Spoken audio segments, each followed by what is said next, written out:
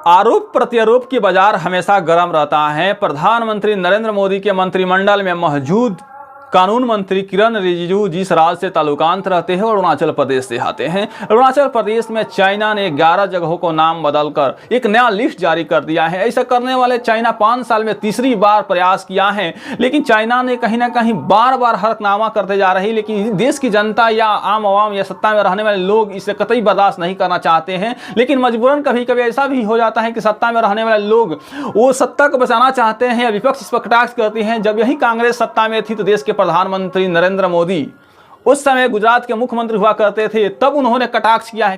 लाल आंख कर करके चाइना को समझाना चाहिए था, डूब मरो मेरे देश की सरकार चलाने वालों, डूब मरो, आपको शर्म आनी चाहिए। प्रधानमंत्री नरेंद्र मोदी जो बातें कह रहे हैं कहीं ना कहीं सोचने वाली बात होती है। लेकिन चाइना अरुणाचल प्रदेश को साउथ तिब्बत के नाम से अपना लिस्ट बनाई है, जो नक्शे पर कहीं ना कहीं कांग्रेस के राष्ट्रीय प्रवक्ता सुप्रिया श्रीनेत ने पलटवार की है। प्रधानमंत्री नरेंद्र मोदी के कटाक्ष करते हुए जरा उनकी बात को सुनिए, क्या कुछ कह रही है सुप्रिया श्रीनेत। चीन ने हिंदुस्तान के अभिन्न अंग अरुणाचल प्रदेश का तीसरी बार जगहों का नाम बदलने की धृष्टता दुस्साहस किया है। अप्रैल 2016 में 6 जगहों के नाम बदले गए, दिसंबर 2021 में 15 जगहों के और अप्रैल 2023 में 11 जगहों के नाम बदले गए।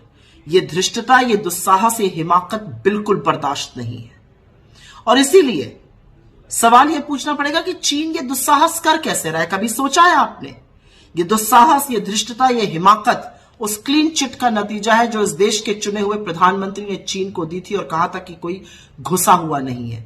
और वही बात तो चीन अपनी कोर कमांडर लेवल की मीटिंग में कहता है कि आपके प्रधानमंत्री भी ये कहते हैं कि कोई घुसा हुआ नहीं है। उसका खामियाजा आज देश भुगत रहा है।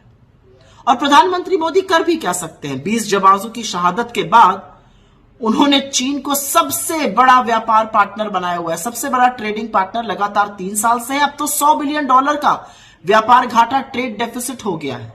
आंख में धूल झोंकने के लिए इक्की दिक्की ऐप जरूर बैन करते हैं मोदी जी, लेकिन चीन को से लगातार सामान हम खरीदते जा रहे हैं, चीन को और मजबूत बनाते जा रहे हैं। आज ये स्थिति है कि अपने पेट्रोलिंग पॉइंट 10, 11, 12, 13, 14, 15, 16 तक हम गश्त नहीं कर पा रहे हैं और वहां पर बफर जोन्स बन गए। चीन जो है जबरदस्त फोर्टिफिकेशन बिल्ड कर रहा है, खूब बना रहा है, और साहब एक शब्द नहीं बोलते हैं।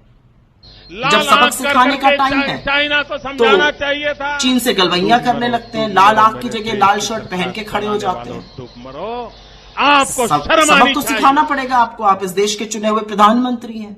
लेकिन जब आप नारियल पानी लेकर महाबलीपुरम में शहनाई सुनिएगा और साबरमती में झूले की पींग बढ़ा बढ़ा के झूला झूलिएगा, तो सबक कौन सिखाएगा चीन को?